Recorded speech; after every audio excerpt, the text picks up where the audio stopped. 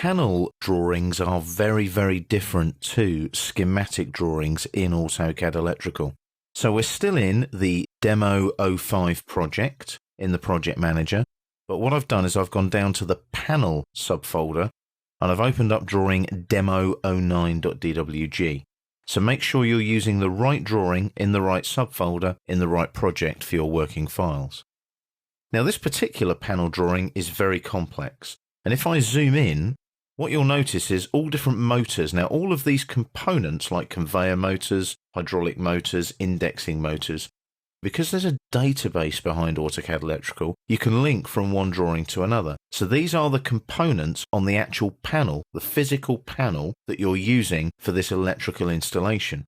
So the wiring that goes behind this panel and links to these components is in another drawing. So the panel shows the layout of the components, the panel components, in the panel itself. So this is what you'd actually see fixed up on the wall with all of the wires coming into the back of it. If I now go up here and open up Demo 01 and zoom in here, there's the wiring coming in to our conveyor motor, hydraulic motor, indexing motor. So if I go back to 09, that's where they come in there. Okay, so that's how that works. You can see there's things like wiring ducts, and these are all put into a panel enclosure that is then inserted into a panel drawing. And you can see here there's some close-ups of all the different connectors. So these are the connector blocks that are actually mounted up, and what you've got here is the names of all of them. So there's MCAB5 TB1. Now MCAB5 was listed on those fuses that I looked at in a previous exercise, and these are all the connectors in cabinet 5. So if I just double click on the wheel and zoom extents there, good CAD practice to do so, that's where all the wiring is coming into the actual cabinet itself for the electrical installation. So that's why you have different types of drawings in AutoCAD Electrical. Normally, the easy distinguishing marks of each are a panel drawing has a panel enclosure.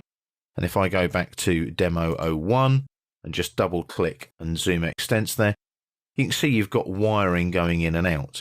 Now this one is showing the flow and interconnection diagram, the input-output list. You can see that in the description there for this particular drawing in the project manager.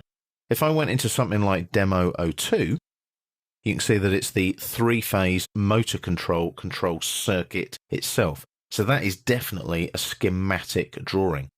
The input-output drawing, Demo 01, is subtly different because it's purely diagrammatic with a list of tables, but it is still classed as a schematic.